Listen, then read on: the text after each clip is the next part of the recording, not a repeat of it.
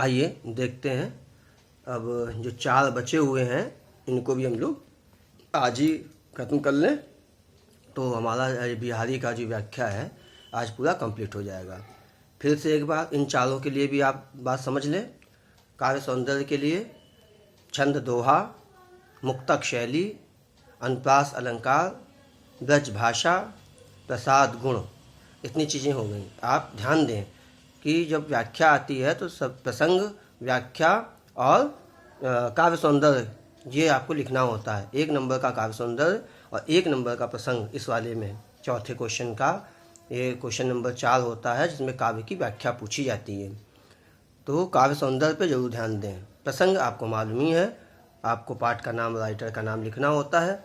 तो प्रस्तुत छंद हमारी पाठ्य पुस्तक में संकलित नीति के दोहे से लिए गए हैं, जिसके रचयिता लिए गए हैं जो कि बिहारी सस्सई से अवतरित है। आप ऐसे लिखें, जिसके रचयिता बिहारी लाल जी हैं। बिहारी सस्सई इनकी एक ही रचना है, सस्सई, और कोई रचना नहीं है, ध्यान दें। अब हम लोग व्याख्या पढ़ते हैं।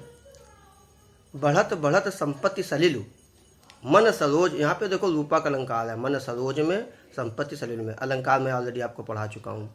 अनुप्रास अलंकार के साथ साथ इसमें आपको रूपक अलंकार भी मिल रहा है।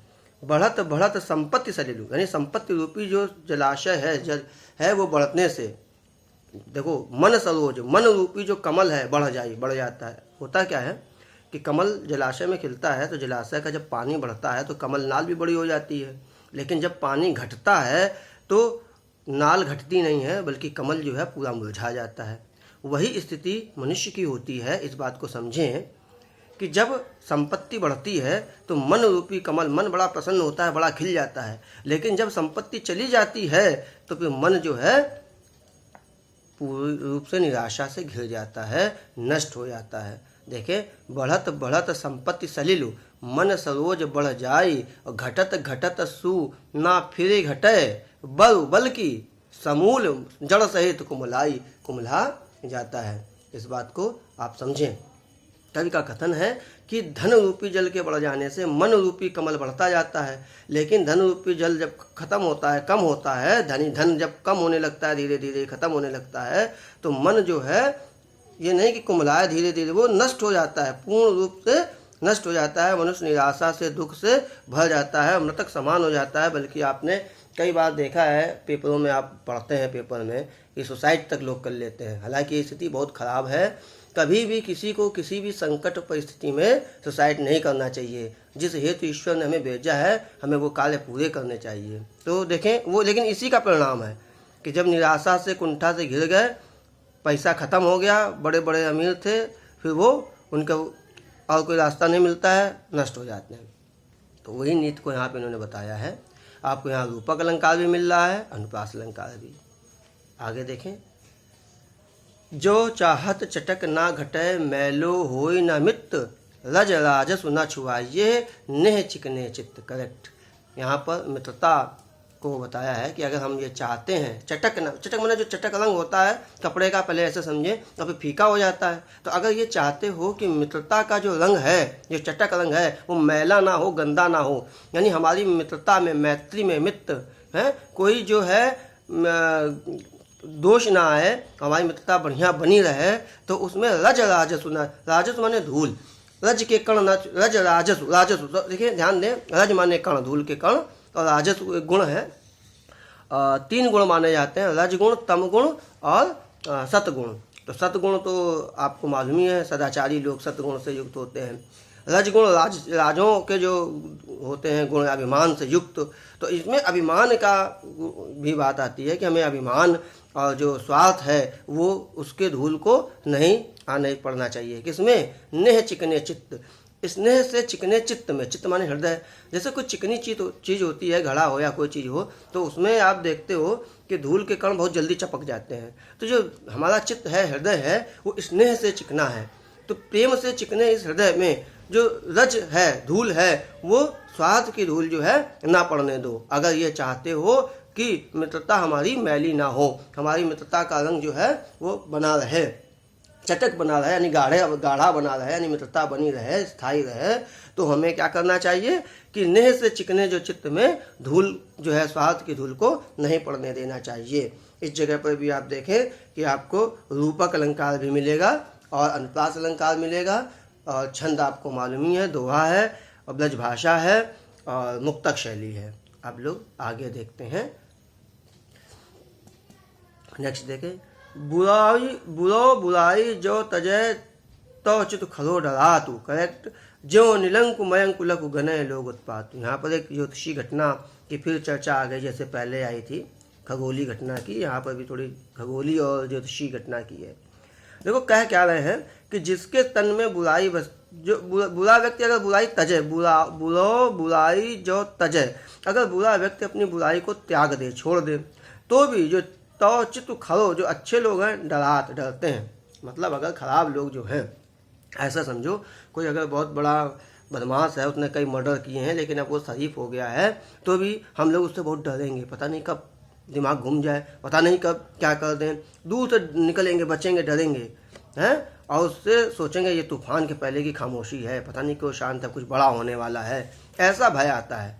इसके लिए इन्होंने एक उदाहरण लिया, ज्यों दृष्टांत अलंकार हो गया, ज्यों निर्कलंक मयंक लक, मयंक माने चंद्रमा, चंद्रमा में वैसे दाग हैं, लेकिन जब ज्योतिषी घटना है कि जब चंद्रमा में कोई दाग दिखाई नहीं देता, बिल्कुल साफ चंद्रमा दिखाई देता है, तो ज्योतिषी लोग हैं ये किसी अनिष्ट की गणना करते हैं कि चंद्रमा बहुत साफ है तो कुछ अनिष्ट होने वाला है। तो ज्यों निकलंक मयंक लखी गनय लोग उत्पातु, जैसे कि लोग चंद्रमा को निष्कलंक देख करके उत्पात की यानी किसी अनिष्ट की आशंका करते हैं, उसी प्रकार से अगर बुरा व्यक्ति बुराई त्याग भी दे तो अच्छे लोग उससे जो हैं डरते रहते हैं। फिर वही सारी चीज़ें हैं, छंद दोहा, मुक्तक शैली, ब्रज भाषा,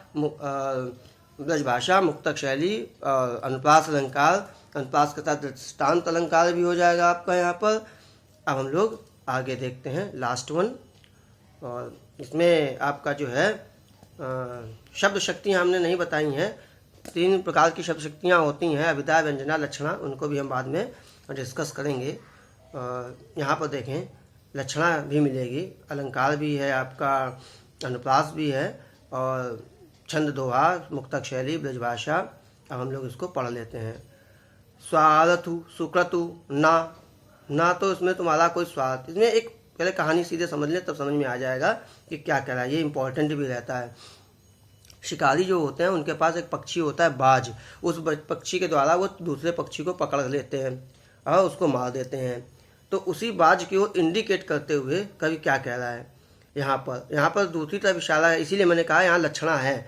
लक्षणा, व्यंजना, अभिधा, तीनों को मैं अभी समझाता हूँ, लेकिन वीडियो लंबा हो जाएगा, या ध्यान दें। अभिधा जो शब्द कहा जाए उसका वही अर्थ हो, जैसे गधे को गधा कहो तो यह अभिधा है, लेकिन व्यंजना जब कहे कुछ रहे उसका अर्थ अलग जा रहा है। जैसे कि मान लो कोई मूर्ख है, उस मूर्खता के आधार पर हम कह दें तुम गधे हो, तो वहाँ पर व्यंजना हो गई।